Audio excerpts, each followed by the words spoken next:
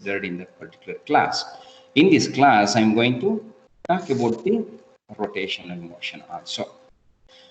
You know that rotational motion is the one in which a body will rotate about its own axis, very similar to the earth, though that rotates about its axis. Therefore, the bodies which we are considering in this case of rotational motion are rigid bodies.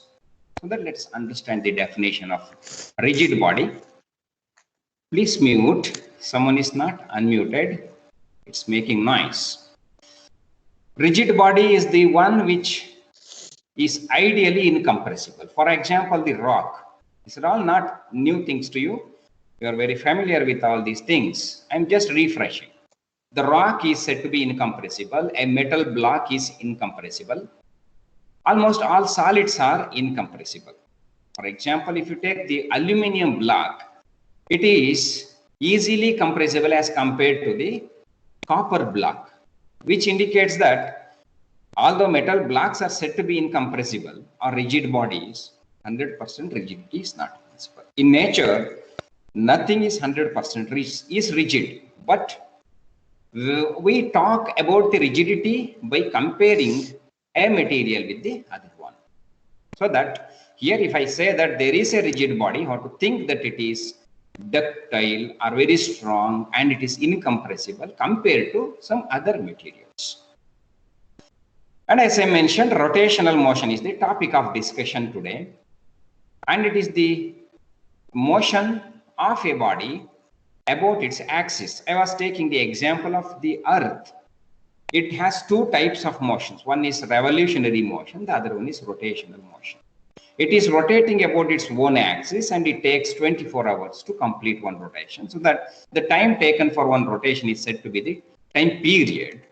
And it takes 365 days to come around the sun, which is said to be the revolutionary motion. So revolution, so one revolution takes 365 days approximately. Okay, so in a rotational motion, every particle of the body describes concentric circular path. You can just imagine the tire or the cycle, bicycle wheel, which rotates about its own axis. In this example, you can observe that there is a wheel rotating about its axis. So this is the axis around which the wheel is rotating.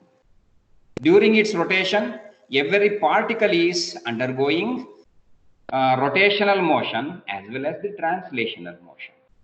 Okay, so the particles on the rim of this tire here, this point, will be moving with higher linear velocities, whereas the particles closer to the axis here will be moving with very, very small velocities. So linear velocity is different for different particles in a rotational motion, but angular velocity remains the same. Angular velocity is the velocity of a particle that describes rotational motion by you can say that covering certain angle, that is called angular displacement. Okay, let me open this.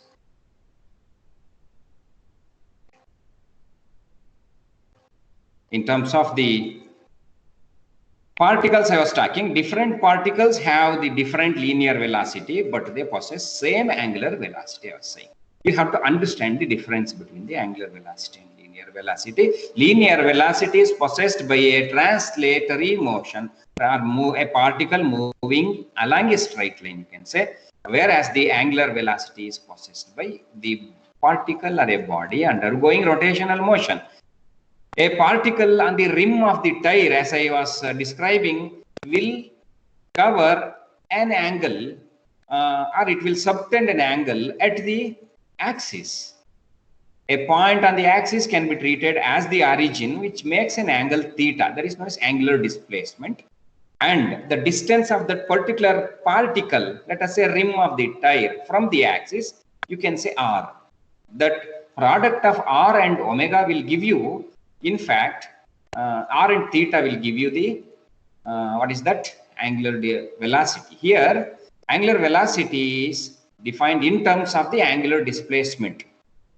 Here you see, d theta by dt is taken. Theta is the angle subtended by, or angle that is angle by which a particle is moved from one position to the other position, and that angle is subtended at the axis of rotation. That is the angular displacement. While defining the linear acceleration, linear velocity, we usually say that it is the time rate of change of displacement, linear displacement. If a particle moves from a point x1 to x2, we say that it is displaced from x1 to x2. The time taken to move from x1 to x2 will be taken as t. That difference, that x1 minus x2 divided by t, gives you the linear velocity. Similarly here, if an angle, for example, if a particle is moving by subtending an angle of 3 degree or 30 degree or 40 degree, that will be the angular displacement. The time taken in order to cover that much angle is said to be the t, time t. The ratio gives you the angular velocity. And angular acceleration, in the case of linear acceleration, we say that this time rate of change of linear velocity. Here we take the time rate of change of angular velocity. The symbol used is alpha, and it is omega, means it is d theta divided by dt. That's why d square theta by dt square gives you the angular acceleration. Now let us see what the moment of inertia is. Inertia is well-known concept. It was described by Newton in his first law, according to which if a body is at rest, it continues to be at rest, or if it is under motion, it continues to be in motion until and unless we apply an external force. For example, if a ball is moving on the ground, it has to move till the infinite time, because if there are no external forces acting upon it, but on the ground, after moving certain distance, it will be stopped. Reason is that there are a number of forces acting on it: gravitational force, viscous force due to the air, frictional force due to the contact between the ball and the surface of the ground. That will make the body to come to rest. So a body will be in continuous motion or to be at rest unless an external force is applied. Similarly, for the rotational motion, the term moment of inertia is used. In simple words, it is known as measure of inertia of rotational motion of a body. Inertia of rotational motion of a body. Rotational motion is already clear to you. It is the movement of a body about its own axis. It is not moving from one place to the other place. At the same point, it is rotating about its own axis. So rotational motion takes place when couple of forces is acted upon it. Couple of forces means what? The two forces acting on the two sides. Let me go back to this video where you can observe. Here in this case, here, although the arrow mark is shown in this side, the force is acting on the other side also. The two forces, one force this way, the other force in the opposite way. You can say that this is the clockwise direction. So that a force acting at this point in this direction, another force acting in this direction, they form couple of forces. And these two forces will be responsible for the rotational motion. And in this rotational motion, because of the couple of forces, there will be the movement of the body about its own axis. And moment of inertia is mathematically calculated using an equation, that is mr square. M is mass of the particle that we considered. In the previous video, I was taking a wheel that was rotating about its axis. You consider a particle on the tire.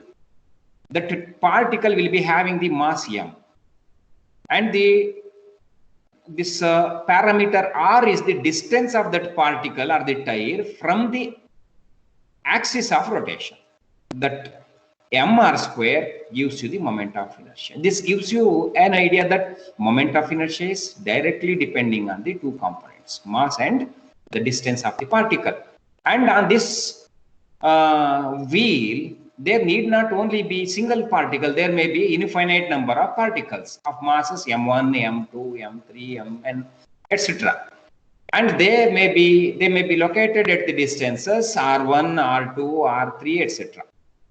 When that is the case, moment of inertia will be the sum of the moments of inertia of a number of particles. That's why summation will be used, summation mr square.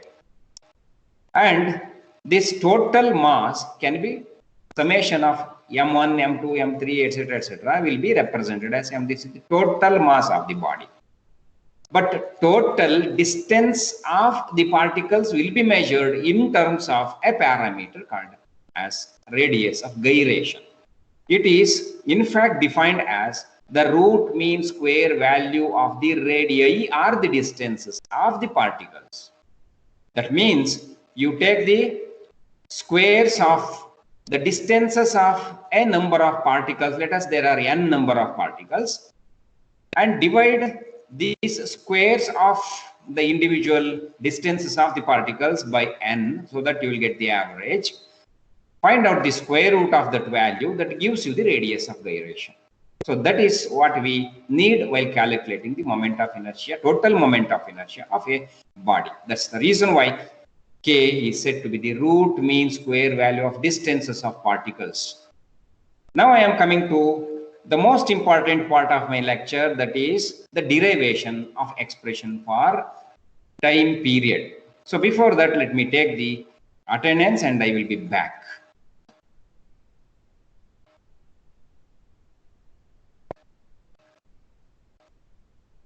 You are now 47 plus 4, 51 plus 6, 57 students are here.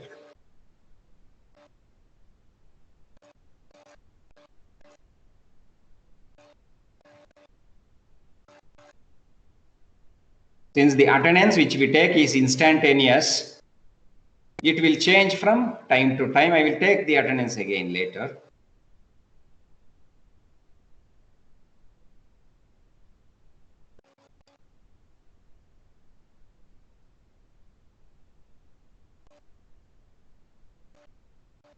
Hold on, I will be back to the lecture.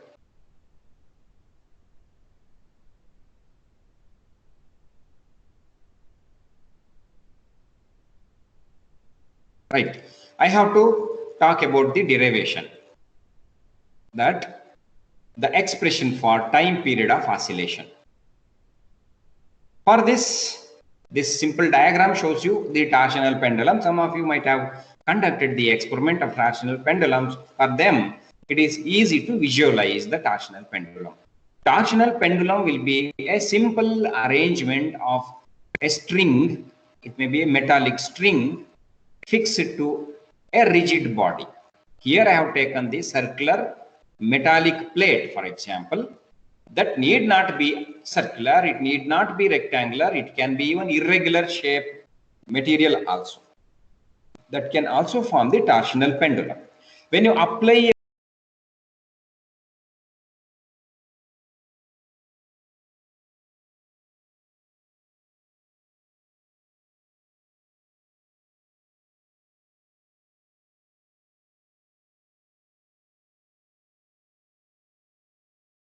to and from oscillations.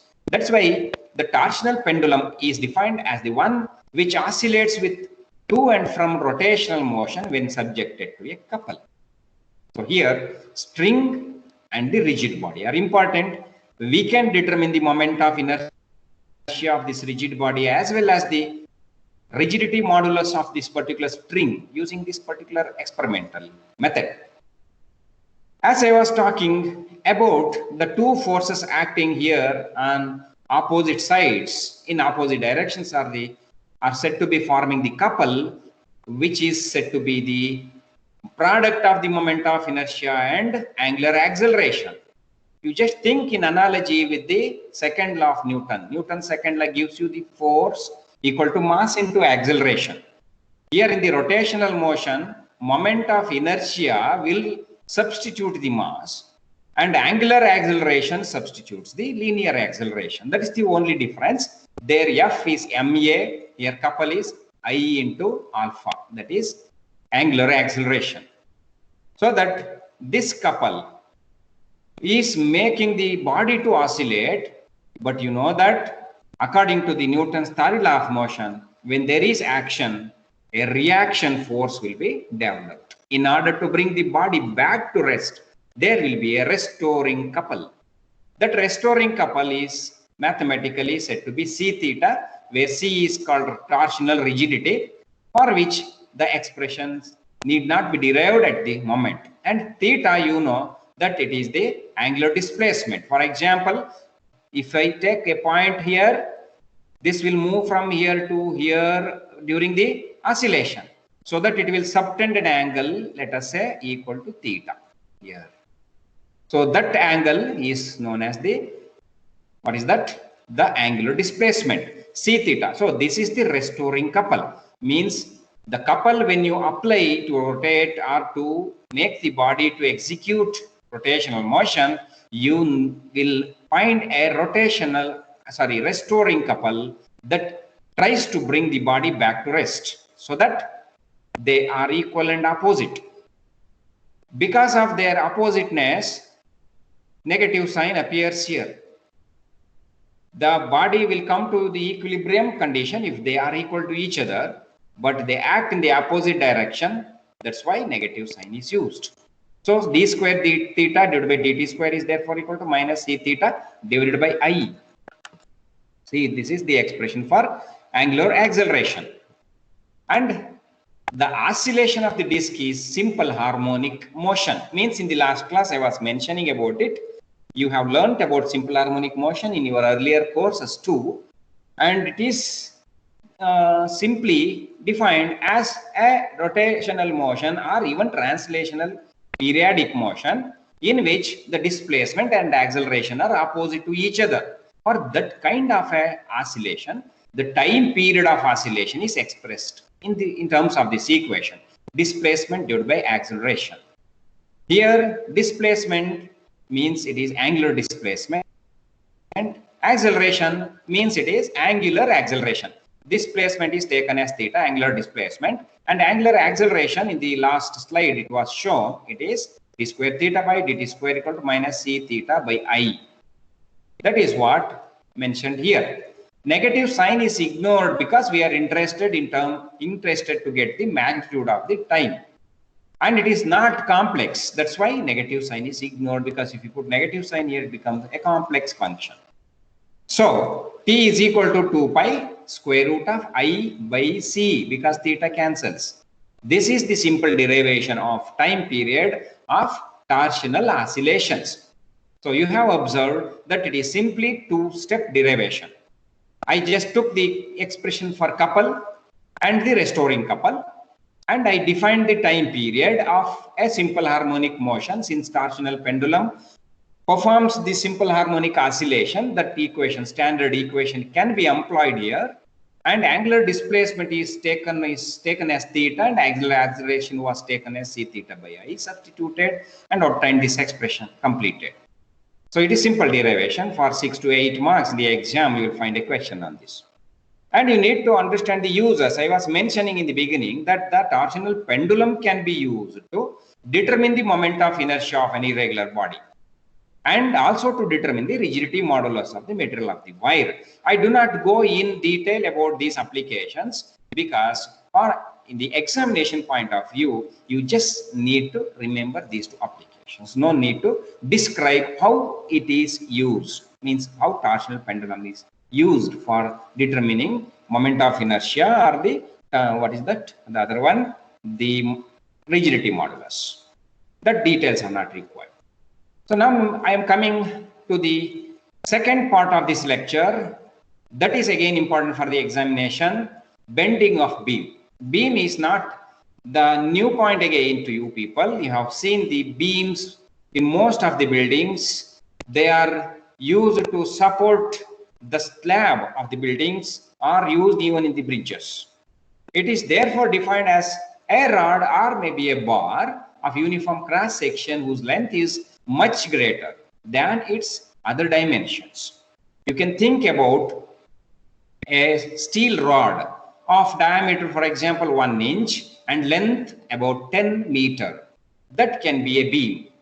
Or you can consider even a beam of rectangular cross section also. I section girders also sometimes act as the beams. Anyway, in this diagram, I have taken one simple beam which is subjected to a load. When the load is applied at the free end by fixing it rigidly at the other end, there will be the compression of the lower surfaces, but elongation of the upper surfaces.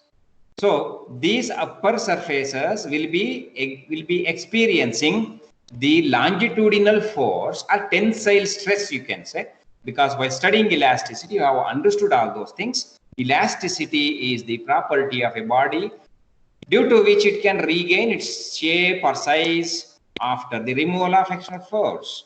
And that elasticity can be measured in terms of the moduli of elasticity or modulus. For example, Young's modulus, rigidity modulus, and the bulk modulus are the three types.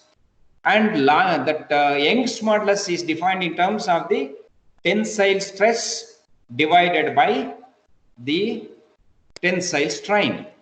Tensile stress means it is the longitudinal force per unit area. Here, a force, longitudinal force acting along the length is known as longitudinal force or linear force or tensile force acting per unit area of cross section is known as the tensile stress. So that upper surface is experiencing tensile stress, but these lower surfaces are experiencing the compressive stress. Means these surfaces are getting compressed, these are elongated, these are contracted, these are elongated. But there will be one surface or one axis or one layer or one filament, you can say in any word, that will neither be elongated nor contracted. That kind of filament, this is dotted line, in fact called as the neutral axis or neutral plane, because there in 2 dimensions it will be a plane.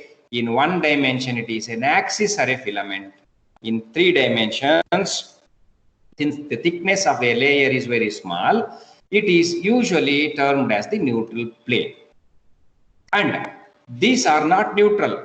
Any plane that you consider above the neutral axis will be elongated, so it is not neutral. And any plane that you consider below this neutral axis will be contracted, therefore they are also not neutral. And here, due to this load, now this is experiencing a couple of force. This force is acting this side and this force is acting in the upward direction here. Therefore, there will be the couple of forces. That means a rotational motion will be taking place. I have already mentioned about the tensile and compressive stresses form a couple which bends the beam. Moment of these two stresses form bending moment. Bending moment, if I simply say like this, you won't understand. Let me tell you in terms of mathematics. For example, if you want to calculate the bending moment of this particular axis, this one, or you can consider even BAB also. AB is also one particular plane. This AB is at a distance from this neutral axis, from F to B. So FB is the distance. The force, one of the forces, because here couple of forces are there. One of the magnitude of the forces that is bringing this body down, for example, that force multiplied by this distance is actually defined as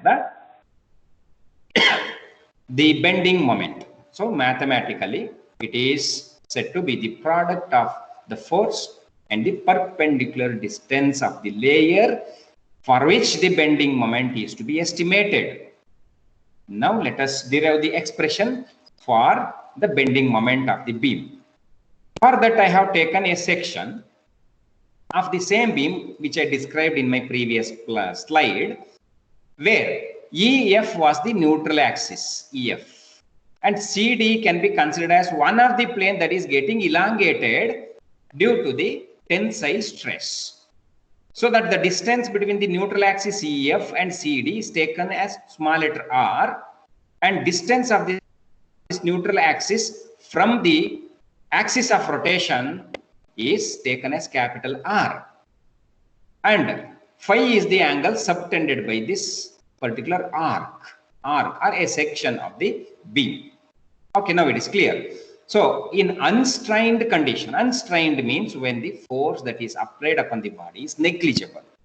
Means when the bending is negligible, the length of CD and length of EF are almost equal. That's why DC is nearly equal to EF.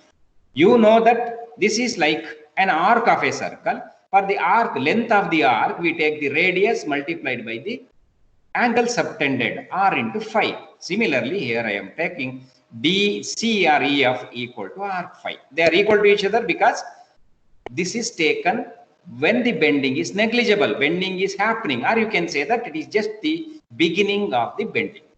And now, after the application of the force, there will be the strained condition, means the bending takes place. When it comes to the equilibrium condition, DC will be greater than EF because it is elongated. When DC is elongated, obviously EF will be shorter as compared to DC. Therefore, DC is greater than EF. Original length is DC equal to EF. Now, this change in length will be taken. DC is now R plus phi, because now this capital R plus this R, this is the total length, and this will be taken.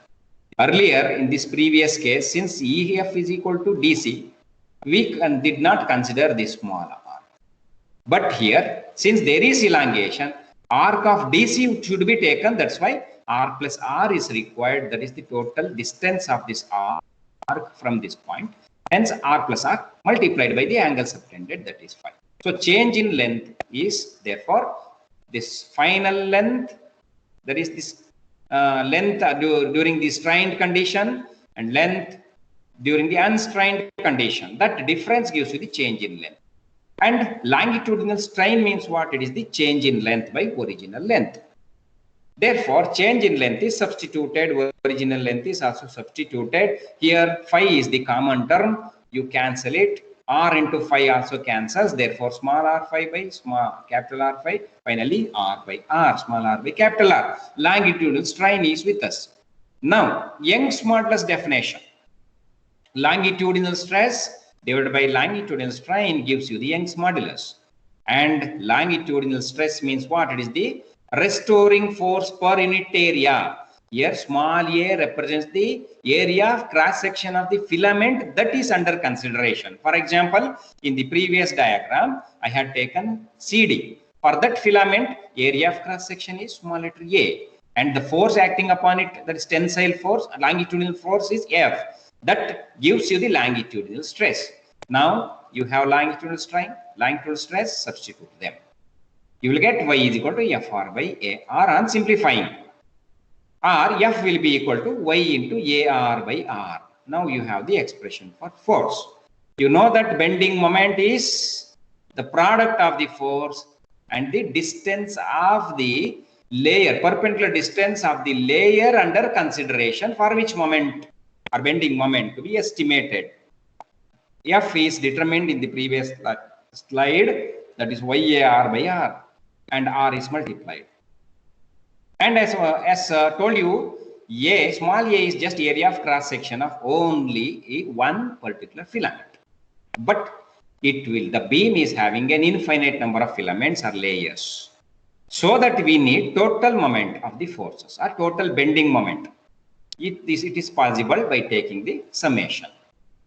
If YAR square by R is the bending moment of one particular filament, if there are n number of filaments, this is the equation. And Young's modulus is constant for a given material at a given temperature, and capital R is also constant, but small r is different for different filaments from the axis of rotation. That's why AR square will be within the summation.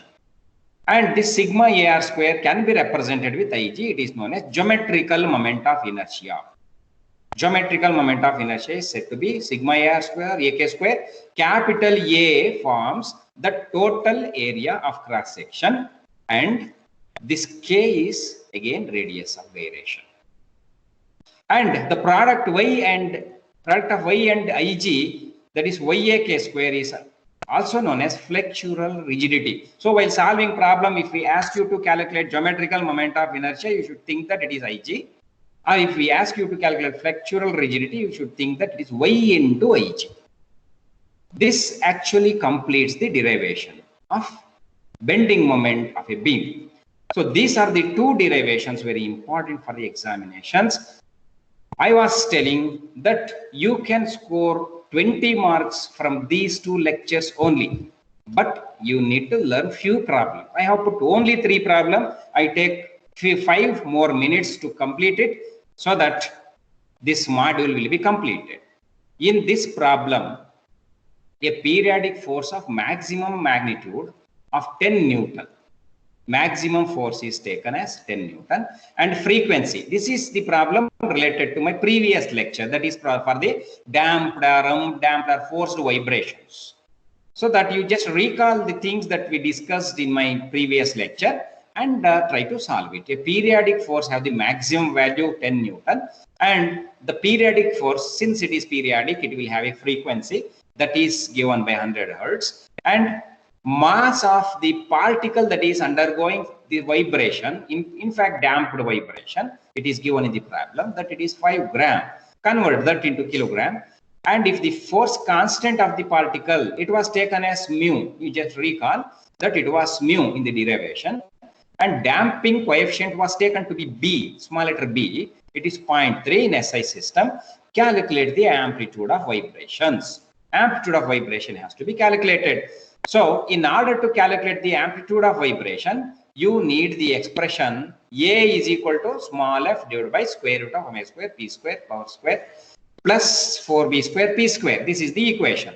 Here small f is not frequency. I have told you in the previous lecture, it is the force per unit mass. It is given by capital F naught divided by m. So that, okay, let me take this parameter. Omega square is required in this calculation. Therefore, in the derivation, we have learned that mu by m is the omega square. Mu is given 2000 Newton per meter. Mass is given 5 into 10 power minus 3 kg. On substituting, you will get this value. And P is the angular frequency of the periodic force. Linear force of the force is given. Linear frequency is given 100 Hertz. Therefore, angular frequency is to be calculated 2 pi multiplied by that linear frequency. That gives you 628 Hertz. And I was talking about this F small f, that is the maximum force per unit mass. F naught is given 10 Newton, m is 5 into 10 power minus 3, substitute them, you will get 2000 Newton per meter. And now you can substitute omega square and p value 628 square. Here you should remember that here omega square is calculated. You need not square it again. 4 into 10 power 5 should not be squared again, because we have calculated omega square itself.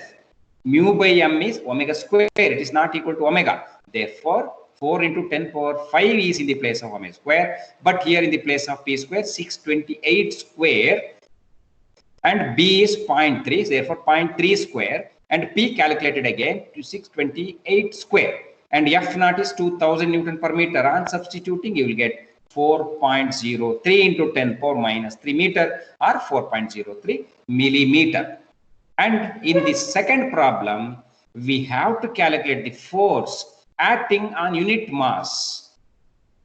Force acting on unit mass, that is small letter f of the equation which we used in the previous problem. So calculate the force acting on the particle that vibrates with an amplitude of 0.01 meter. Amplitude is given. Amplitude of vibration A is given 0.01 meter. When a periodic force of frequency, again angular frequency is not given, it is the linear frequency. You have to use it for calculating the angular frequency P. If the force constant of the particle is 2000 Newton per meter, force constant, that is mu, is given, damping coefficient, that is B, is given, compute the phase difference between the applied force and displacement, theta, to be calculated. So again, omega square is required. Mu and m are given. Use those values to calculate omega square. Calculate P also, that is the angular frequency of the periodic force applied, as we did in the previous problem. And for the phase difference, this is the equation which you derived in the last part of my last lecture, where you could see that tan inverse 2BP divided by omega square minus P square. On substituting, you will get 180 degree. In fact, you will get tan inverse of nearly minus a negligible value, and or you can say that 0. Tan inverse of 0 will be sometimes taken as 0, but the same tan inverse of 0 will be taken as 180 degree in case this term has negative sign. Therefore, the answer is 180 degree. Don't get confused when you operate the calculator, because your calculator gives you the answer 0. But there will be the negative sign because of the reason that here P square will be smaller than, greater than omega square. Since P square is greater, you can find that 628 square is higher than 2000. That's the reason why this will be negative part, which gives you a negative nearly 0 value here. That will be giving theta 180 degree. So phase difference between the force that we apply in order to execute damped vibration and the vibrating body is 180 degree, and even amplitude is given. F can be calculated, that is force acting upon the body. On rearranging, A is given 0.01 meter, and these values are also mentioned in here in this data. So substitute all values, get 3924 Newton per kg. This completes this problem, and the last problem and last part of my lecture is a beam of area of cross section having area 2 millimeter multiplied by 2 centimeter. Area of cross section is given as 2 millimeter multiplied by 2 centimeter. Convert that into SI system. Milli means 10 power minus 3 meter, centi is 10 power minus 2. Therefore, finally you will get power 10 power minus 5. Power into 10 power minus 5 meter square. Radius of gyration is given, load such that it bends to have a radius of curvature 0.5 meter, and radius of gyration 1 meter. Now it is interchanged in radius of gyration. This is radius of gyration 0.5 meter, and radius of curvature is 1 meter. You make this correction during your calculation. Radius of curvature is 1 meter. Radius of gyration is 0.5 meter, and Young's modulus is also given. Bending moment is to be calculated. It's the simple formula which we derived just before solving this problem. M is equal to yig by r. Y is Young's modulus, and ig is the geometrical moment of inertia, which is given by ak square. A is given, that is the area of cross section, and k radius of gyration is given. Radius of curvature small capital R is given. Young's modulus is given 100 gigapascal. Giga means 10 power 9. So that while substituting in this equation, you have to write that 100 into 10 power plus 9. So that gives you the answer 10 power 6 Newton per meters. Newton meter. Since it is the bending moment, it is